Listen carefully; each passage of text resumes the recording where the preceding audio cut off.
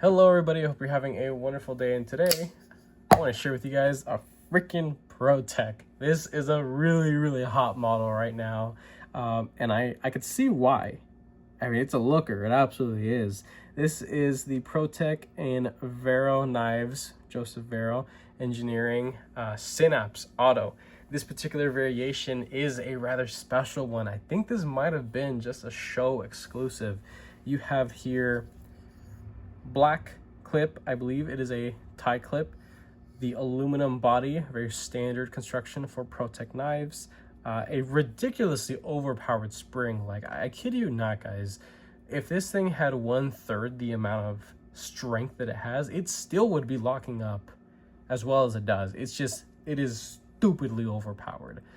That's one of the joys of Protechs, right? If you know, you know. If you own stuff from Protech or have handled stuff from Protech, you know what I mean. This thing puts an ear-to-ear smile on anybody, and kind of scares some people, because if you're not ready for the snap, this thing is flying out of your hand and landing on somebody's foot. So here you have it. It looks like a burgundy G10, but closer inspection, I believe it is micarta. It has these little fraying little ends and pieces to it from the sharper machined edges that are very reminiscent of high quality precision machined or milled micarta. So I believe this is micarta. I will have to do a little bit more testing on it. It feels like G10. It does feel like G10, but that also just means that if it is micarta, it's just been finished to an extra level. And that's something that Protech is known for doing. Another little thing that they did here, you can see this here on the button right there. That is a mother of pearl or pearl lip, whatever, inlay on the actuator button here. Now, this little cut right here has a lot of pink, more pink than anything else, and little flecks of green. I think it's really cool. I think it's a beautiful piece. Honestly, it is a little flashy on what is overall a hard-hitting, harder use Protech. Like, geez, like my whole freaking wrist just shakes. It's just wild. And left-handed, it just flicks. Like, you know, I can't get a grip of it, you know? It's just, there's just a lot going on here. This thing is very overpowered in my opinion, but that's the joy of Protechs. So what we got here is a beautiful, very well executed drop point blade here. I will say that besides the shape, one little thing that was pointed out to me was that during the grinding process of this, and it might be a little bit difficult to capture this on camera. Yeah, it's a little difficult. But for sure, I'm 110% sure that as this thing was being satin finished, there are these two little lines that cut right through the E, right between the, just right about the teeth of the E between the C. They go through all the way to the edge. They're very harsh grind lines, and that is not something that I currently know Protech to allow to pass inspection. And I know that this is something that was done as this thing was in process, because the Protech laser etching, or however they do their logos and lettering on the face of the blade, is printed right over those lines. So the lines were there first before the final polish and before the laser work for the lettering. So realistically, this blade probably should have been scrapped or refinished or just checked a little bit better. Hey, Protech, if you guys need a second set of eyes on stuff, let me know. I'm local. Maybe not local to you guys, but depending on how much you pay, I wouldn't mind commuting. But there are a little bit of markings on this. There is some slight corrosion there. This has been used. This is not a brand spanking new unit. So it is not in perfect condition, but it is still a good example of what this thing is.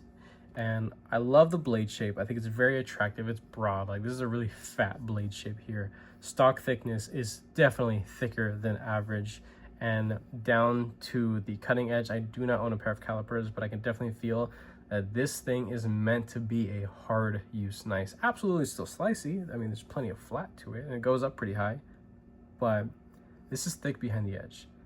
And it almost feels like it also thickens out towards the tip. So again, it's supposed to be a harder use knife.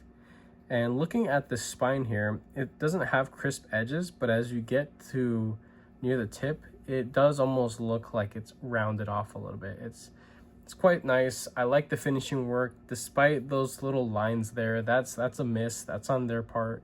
I personally, I would return this if I spent $300 or more, however much this thing cost.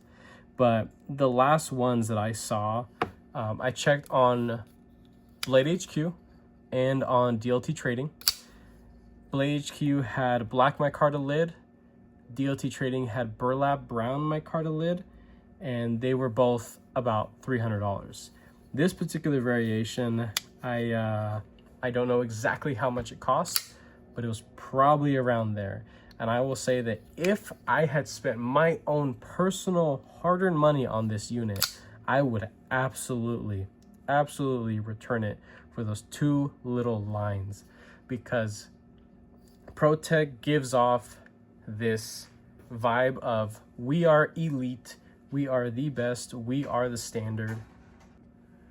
Protech absolutely gives off the vibe of we are elite, we are the top dogs, or at least one of the best companies out there.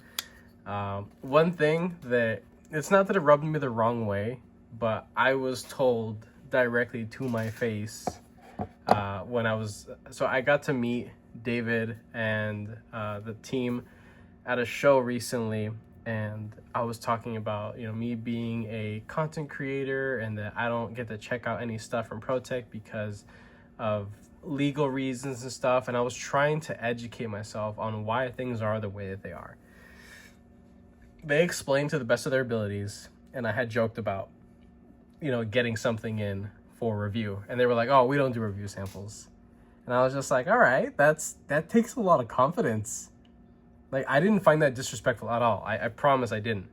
But to me, that means is like, we don't need anybody else's view, because we know what we make. It's up there. It has got to be the best, one of the best. We run this shit. This is our show. So with that confidence, I would just have higher expectations realistically. And me being so foreign, or at least automatic knives like this being so foreign to me, in my mind, these have got to be some of the most highest held in regard knives out there, with the best tolerance, fit, and finish and all. But this isn't my knife. I didn't spend a damn penny on this thing, so I'm here to tear this thing apart. I can say whatever I want, because this is just a video of some jackass, and just talking honestly about this thing. So let's start breaking this thing down. The grind lines, the naming all over the damn thing. The Protech USA, it's a cool logo, but realistically it doesn't need to be on the blade. It really does take away from the look of the blade. It's a very beautiful blade shape, beautiful finish. I personally don't care for a satin finish because it's just not meant to be used. This thing already has a couple little small nicks here and there, and the more and more that you actually use the damn thing, which is, this thing is begging to be used, absolutely, because it's a wonderful shape. It's full size. Like, this is a really good knife to have and use, but the finish is just gonna go to shit because of what's applied to it. So if this had a DLC coating or a polish this or that or the other, or a stonewash tumbling with a polish over it, that would be absolutely more appropriate. But this is something that's more for collectors, I suppose, that want to have those nice, beautiful, consistent satin grind lines that have this iridescence to them. But when you receive something like this and you have marks that are night and day difference on the blade. It stands out like a sore thumb, and I would immediately send this back. That would just be me. Like, if I bought this knife, I would send it back. Talking about the tolerances and the fit and finish of this thing as well. Side to side, yeah, there's a good bit of it, definitely a good bit of it. Up and down, oh yeah, there's play up and down. Now, I don't doubt for a second that this thing is ever going to disengage. I don't think I've ever seen anybody spine whack an automatic push button knife, because it's just, you got the spring working against you. So even if you are able to disengage it, it immediately is going to snap back in place. I'm not here to do that kind of stuff, but I'm just saying, from my experience of Protech knives, they aren't as perfect as some people on the internet make them out to be. And the confidence that comes with telling people who do this for free a lot of the time to review things, oh, we don't do review samples. That takes a lot of guts to say that when something like this is out there. Now, I will say Protech has some excellent customer service. As long as you don't actually like destroy the whole thing or do like heavy modifications, they honor sending parts, bits and pieces. I don't know the extent of what they are able to ship out. Like, if you snap the blade, if that's even possible, but if you snap a blade, are they willing to send out a blade? I don't know. If you've ever done that, if you are a Protech collector and you've had to deal with their customer service, what were they willing to send to you? How long did it take them to send it to you? I mean, I did a favor for a buddy of mine that I work with, and I requested a pivot screw for him on his behalf, and in 3-4 days it was at my door, which is really impressive. And a lot needs to be said about that level of customer service. I get it, I'm local, I'm only a couple hours from their spot, so you would think that they would be on it, and they were, which is really impressive. And I even got to tell Dave and the team there about how incredible their customer service was of my first experience with them. And they were like, yeah, this is what we do. Like, we love knives, we make cool shit, and we're proud of our customer service. And I'm just like, you know what, I would want to get behind that, absolutely. Now, again, talking about how this thing is, I will be taking this apart and tuning it and seeing how good I can get this thing. But seeing as it is the way that it is already, I can't say that this is going to get a whole lot better. When you look at this thing, it's off-centered. It's actually facing towards the lid side or the show side here. It just favors that side. I don't know if that's a common thing with Protechs. I don't know how difficult it is to get things centered. I have in the past taken apart and done internal maintenance on Protechs before for friends, not mine. And they're pretty easy, they're pretty straightforward. I love the simple construction. I love how easy it is to do maintenance on these knives. They're very straightforward, honestly. But with such solid pieces, this should leave little to no room for error or slop. So, why do we have so much, like, a lot of side to side and a lot of up and down, and this thing being off-centered? Well, I can tighten the pivot, of course, but then that would put a lot of pressure on the blade, and it could very well lock the blade out. I've done this before. I've definitely done this before. It has happened, and it's actually very easy to happen. So this is just my first experience of this particular model. The Synapse, the collaboration with Joseph Vero of Vero Engineering and Protech. I think what they've made here is a really, really good looking knife. In the pocket, in hand, this thing is just, God, I would love to own this freaking knife. But I will say that, the things that are good and the things that are bad about it for right now. I am planning to do some customizing to this. My buddy has requested me to black out the scale. So whether it is micarta or G10, it doesn't freaking matter, because black is black is black. If you dye something in black, it'll go black. So, and it's already a pretty dark, rich color as it is. I will be doing my acid stone tumbling on the blade here. This is in Magna Cut.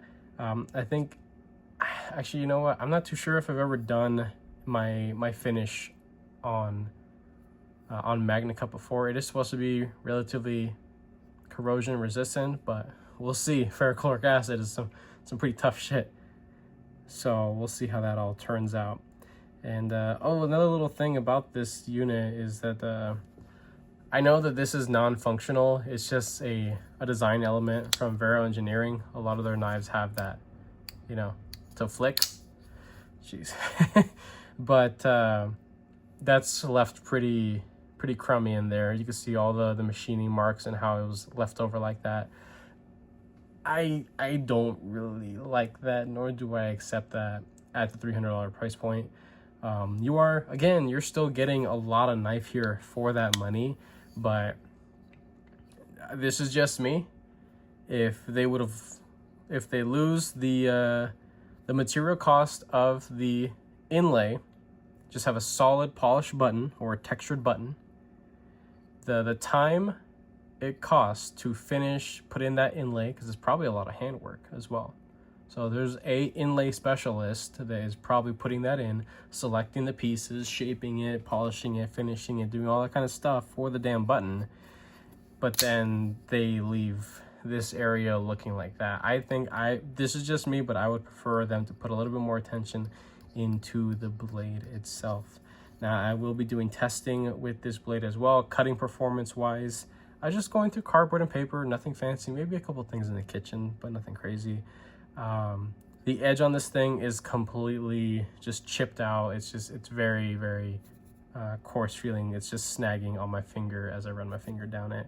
Not something I recommend to do with knives, but I know that this is a relatively dull knife by my standards. So I'm going to head and do my finish on it, sharpen it up, of course. Another thing that I'm noticing is the execution of the plunge grind. It's not as far back as I would prefer it to be. A sharpening tool could very easily fix that up, and the coolest thing about it is that as this thing is closed, it doesn't matter if I remove material to add a sharpening tool to have a consistent edge.